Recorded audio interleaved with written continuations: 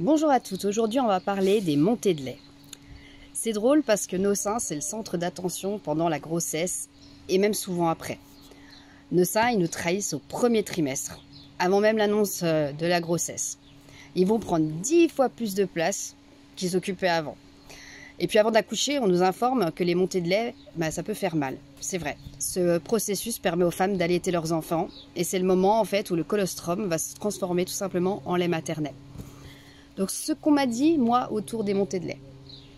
On m'a dit, ça arrive après l'accouchement et c'est souvent très douloureux. On m'a dit qu'il y avait des techniques qui marchaient bien, comme certaines crèmes, comme les feuilles de chou.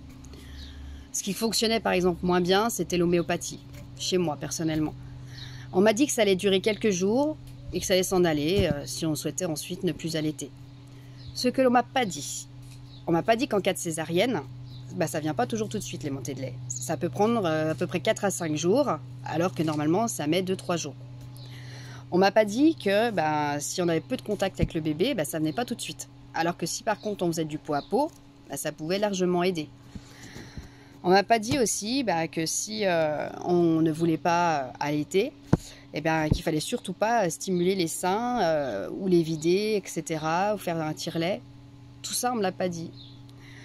Moi, mon expérience par rapport aux montées de lait, donc déjà, j'ai pas pu allaiter parce que j'avais une infection au rein, donc je pouvais pas effectivement le donner au bébé. Donc du coup, j'ai fait le cas de passer par le biberon.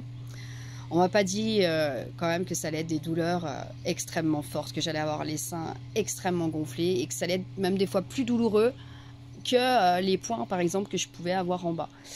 On m'a pas dit que l'homéopathie allait pas forcément marcher. J'en avais acheté beaucoup avec des conseils de sage-femme. Pour moi, ça n'a pas vraiment marché. On m'a pas dit qu'il y aurait pu le fameux médicament contre les montées de lait. Moi, j'en ai pas eu pour le deuxième. Il faut savoir que moi, pour le dernier, ça a duré vraiment longtemps. Ça a duré presque 12 jours en rentrant chez moi. Une bonne dizaine de jours après l'accouchement, j'avais encore des seins énormes, j'avais encore des douleurs. Donc à part faire des douches chaudes, utiliser des feuilles de chou, ça a été vraiment assez compliqué et douloureux. Voilà, ça c'est mon expérience, j'aimerais bien avoir la vôtre. Et puis n'hésitez pas à laisser des témoignages. Bonne journée à toutes.